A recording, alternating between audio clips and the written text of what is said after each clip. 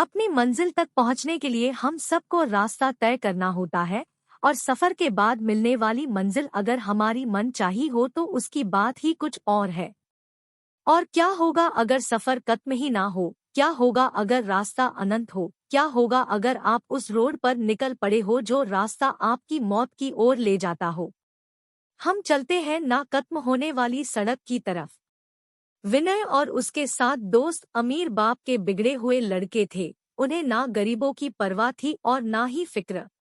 उनका जो मन करता था वह करते थे। उनका कोई कुछ बिगाड़ने वाला नहीं था, लेकिन कभी ना कभी ऊंट पहाड़ के नीचे आता जरूर है, कभी जल्दी तो कभी देर से। एक दिन रात में विनय और उसके 7 दोस्त पास के ही एक गांव में चले गए। गांव में गरीबों के पास अपने मुर्दों को गाड़ने की जगह भी नहीं थी, इसलिए उन्हें गांव के सड़क के किनारे गाड़ दिया जाता था। इसी सड़क के किनारे एक बोर्ड पर लिखा हुआ था कि हमें आराम से सोने दे, हम आपको आराम से सोने देंगे।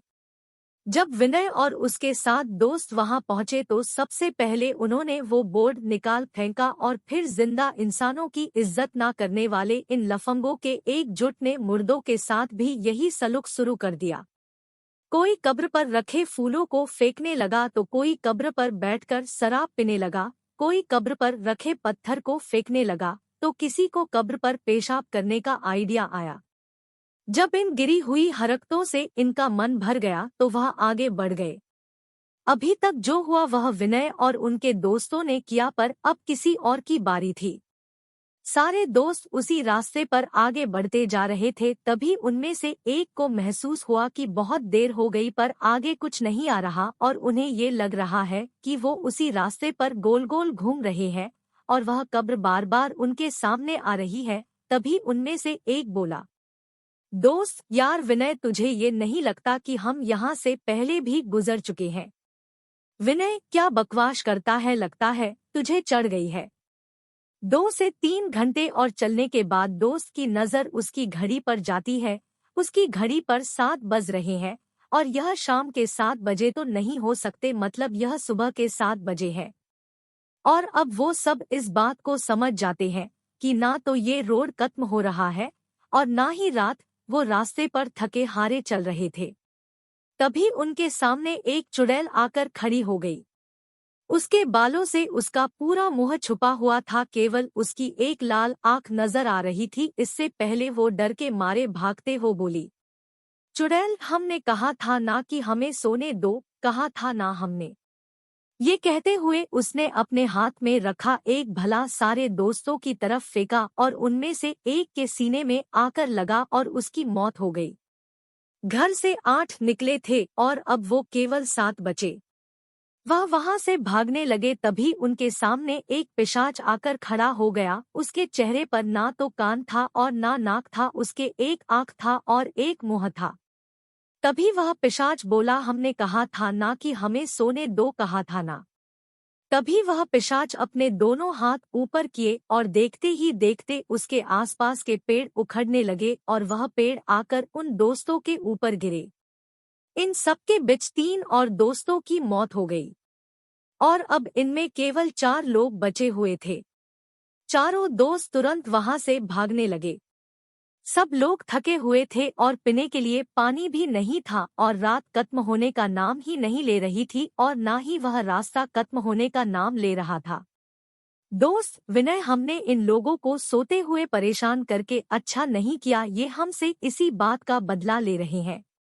विनय, हाँ हाँ, इतना तो हर बेवकूफ को समझ आ गया है कि ये लोग हमारे साथ ऐसा क्यों कर रहे हैं। कोई सलूशन बताओ, नहीं तो मुंह खोलकर ऑक्सीजन वेस्ट मत करो। इतने में उन्होंने देखा कि रोड में एक गड्ढा हुआ है और उनमें से एक दोस्त गड्ढे में जा गिरा। अब 3 दोस्त बचे थे। तभी उनमें से एक दोस्त बोला, दोस्त, क्यों ना हम अपनी गलती सुधारे। हमने जो कुछ भी उन कब्रों का किया है, अगर हम लोग उसे ठीक कर देते हैं तो शायद हमारी जान बच जाए। विनय, बिल्कुल ठीक कहते हो, चलो। यह कहकर वे तीनों वापस उसी कब्रों के तरफ चले गए और वे जो फूल उन्होंने फेंके थे वापस उसी कब्र पर रख दिए। जो पत्थर उन्होंने फेंके थे वो वापस वहां पर लगा दिया। जो शराब की बोतल कब्र पर रखी थी वह वहां से हटा दिया और जिस कब्र पर पेशाब की थी उसे भी उन्होंने साफ कर दिया। वो ये सब कर रहे थे तभी आसमान से एक चुड़ैल उड़ती हुई आई और एक को ले गई। अब दो ही बचे थे। दोस्त, अब हम क्या करें विनय, हमने तो सब कुछ सुधार दिया तब भी कुछ नहीं फर्क पड़ रहा। विनय, रुको, तुम्हें याद है सबसे पहले हमने वो बोर्ड निकाल कर फेंका था। दोस्त, हाँ हाँ बिल्कुल ठीक कह रहे हो, आओ उसे ठीक करके वापस लगा दिया जाए। यह कहकर दोनों वापस बोर्ड को वापस लगाने लगे। तभी उनके सामने वही चुड़ैल और पिशाच आ गए और उनकी तरफ बढ़ने लगे। यह देखकर वह दोनों और तेज बोर्ड को उस पुरानी जगह पर गाड़ने लगे। और इसके पहले कि चुड़ैल और पिशाच उनके सामने पहुंचते उन्होंने बोर्ड को पुरानी जगह पर अच्छे से लगा दिया और देखते ही देखते चुड़ैल और पिशाच दोनों गायब हो गए।